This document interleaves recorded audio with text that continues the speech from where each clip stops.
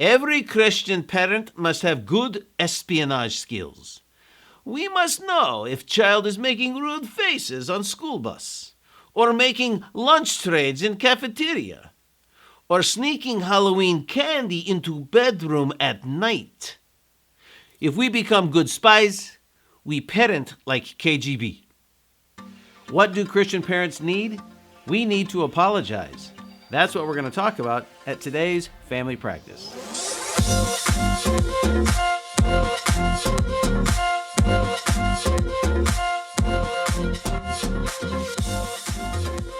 Hi, Ben Burns with Family Trainers, where we get your kids to wash and fold their own laundry. No, we really can't do that. But we can help you build more closeness, cooperation, and Christian influence in your family. On this channel, we've said that parenting is discipleship and discipleship is relationship. It's my hope that your kids will hear and feel the gospel in your home as you walk with God and walk with your kids. Just remember, there are no perfect parents, but with God's help, we can all get a little better at nurturing and guiding our kids to follow Christ and flourish as God's image. We've been discussing some foundational faith perspectives we need as Christian parents. If we hope to influence our kids for Christ, we need to develop our own walk with God. Like airplane oxygen masks, we need to take care of our faith first before helping our kids with theirs. So far, we've said Christian parents need to believe, follow, read, pray, and yield.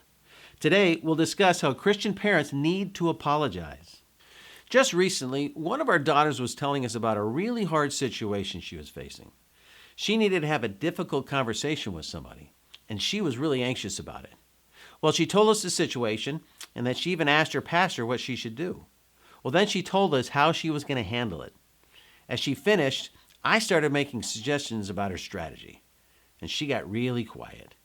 Then she started to cry, and she told us she had to leave and hung up. I did it again. I gave my daughter advice she wasn't asking for. I disrespected her plan and implied that her approach was dumb and that mine was better. If I was honest, I was jealous that she went to her pastor for advice, but not me. And I wanted to show her that I had more wisdom. I made my daughter feel stupid. When she hung up the phone, I immediately felt horrible. I texted and apologized, and I even called her later that night to apologize again. Apologizing to our kids is so important. When we hurt them, they need to see us own it and humbly seek their forgiveness. Our apology models to them not only how to apologize to others, but it makes our faith feel real to them. But it's really hard to do because of our pride. However, if we don't practice apologizing to our kids when we're wrong, we run the risk of straining our relationship with them and weakening our influence for Christ. But I also needed to apologize to God for the way I treated my daughter. My pride got in the way, and I did not treat her the way I want to be treated. Apologizing to our kids and others becomes easier when we practice apologizing to God first. So let's look at 3 reasons why we need to apologize to God, then 4 quick steps on how to do that. Let's get to our training. First, we apologize to God because our sin disrespects Him. When we act how we want instead of how God wants, the Bible calls that sin. When you think of God as the one who made us, who saved us, and the one who gives us so many daily blessings, He deserves our full respect. So when we don't treat Him and His commands the way He wants us to, it's disrespectful. Jesus said, "Thy kingdom come, thy will be done, on earth as it is in heaven." When we sin, we're not submitting to the morals and values of God's kingdom. Instead, we dethrone Him, we take over, and do whatever pleases us in the moment. Kind of like pirates. Arr! Being a pirate means you don't take orders from no one. And you never brush your teeth. And that's not right, because He is the Lord and His ways are best. When we sin, it also affects our fellowship with God. Paul said the wages of sin is death. This doesn't mean that I die physically as soon as I sin. The idea here is that just as death separates us from life on earth, our sin separates us from fellowship with God. The Lord said through the prophet Isaiah, "Your iniquities have made a separation between you and your God, and your sins have hidden His face from you, so that He does not hear." Now, this doesn't mean that when we sin, God acts like Miracle Max from The Princess Bride. "Go away! I'm not listening. I can't hear you. Nobody hearing nothing. But it does mean that I shouldn't expect God to answer my prayers until I acknowledge my sin. If your spouse disrespects you, then tries to act like everything's normal, you wouldn't just sweep it under the rug, would you? No, you'd want the hurt acknowledged. Well, we apologize when we disrespect someone we love. Second, we apologize because our sin has been forgiven. If we ask Jesus to be our Savior, we have complete forgiveness because he took the death of our sin on himself. Paul taught us, but God demonstrates his own love toward us in that while we were yet sinners, Christ died for us, and his forgiveness is complete. Paul also said, when you were dead in your transgressions and the uncircumcision of your flesh, he made you alive together with him, having forgiven us all our transgressions, having canceled out the certificate of debt consisting of decrees against us, which was hostile to us, and he has taken it out of the way, having nailed it to the cross. These phrases are all past tense. They're all completed actions. Nothing else needs to be done. God settled our account of sin when we believed in Jesus as our Savior, so when we sin, we don't beg for his forgiveness because it already belongs to us. We don't even ask for it because that implies we may not get it. Instead, we thank him for the forgiveness he's already given us in Christ. If you were a bazillionaire and needed to pay a big bill, would you beg your banker or ask them for the money? No. You'd just transfer the amount you need when you need it. Well, when we sin, we don't need to fear apologizing because we have access to unlimited forgiveness in Christ. Third, we apologize because forgiveness restores us. If we don't apologize for our sin, it weighs us down. David said, when I kept silent about my sin, my body wasted away through my groaning all day long. Unconfessed sin weighs us down with guilt and shame for how we've treated God. If we wait too long to apologize for our sin, our guilt can turn into self-condemnation, which may even cause us to quit walking with the Lord. When the Twin Towers were attacked on 9/11, it wasn't the first time. The same people tried to destroy the buildings 9 years earlier. They drove a van filled with dynamite into the garage below and detonated it. They thought the building would fall over like a tree, but it didn't. So they came up with another plan.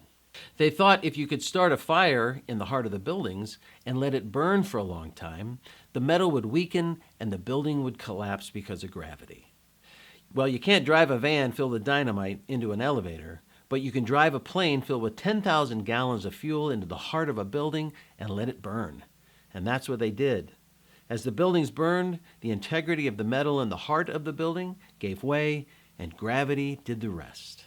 Well, in a similar way, if we let the guilt and shame of our sin burn in our hearts without apologizing to God, one day gravity will do its work, and the weight of our hypocrisy will be so heavy we'll just give up on following Christ.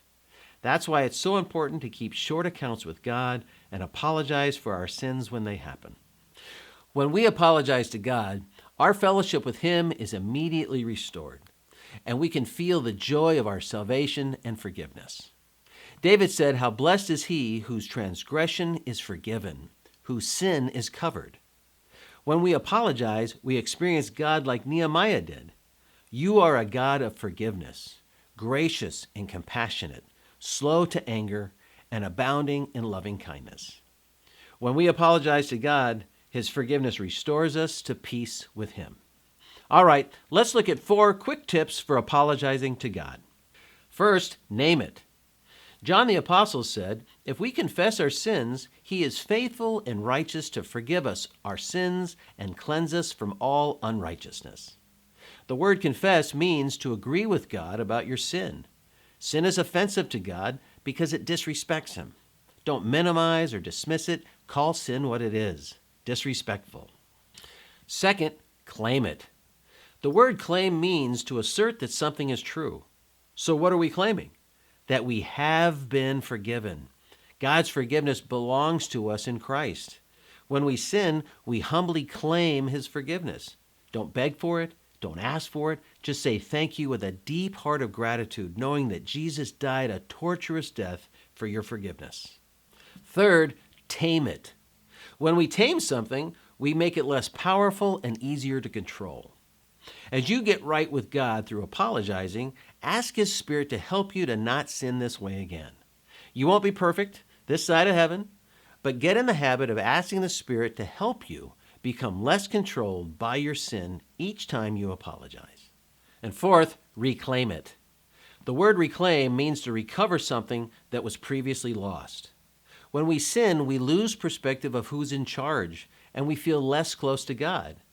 Well, remember the proper order and put God back on the throne, and get back to the peace of mind and joy that comes with submitting to God's good leadership. So that's our sixth foundational faith perspective. Christian parents need to apologize. When we sin, it's disrespectful to God and hurts our fellowship with Him.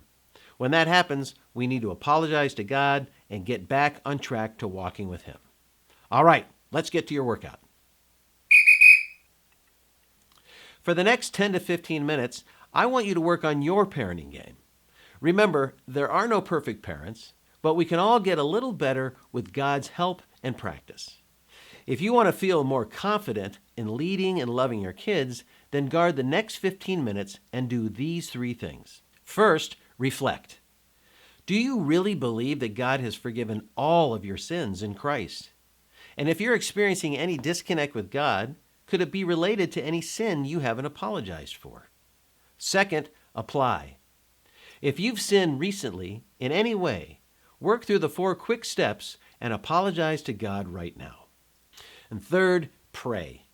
Give thanks for your kids and your role as a parent. Ask God to move in your kids' hearts to know Him, love Him, serve Him, and obey Him. Then ask God to help you yield to Him more and grow as a parent. If you want a summary of today's training and a guided plan for today's workout, then click the link in the description section below. Well, thanks for joining me at Family Practice. If this parenting workout's been helpful to you, hit the share button and tell a friend. And if you'd like to see more of these workouts, hit subscribe. Today we discussed how Christian parents need to apologize. But what do we do when someone disrespects us? We forgive. That's what we'll look at next time. Until then, remember, to get the family you want takes practice. All right, bring it in. Hey, Hinkle, stop messing around. Get over here, will you? All right, family on 3. 1, 2, 3, family.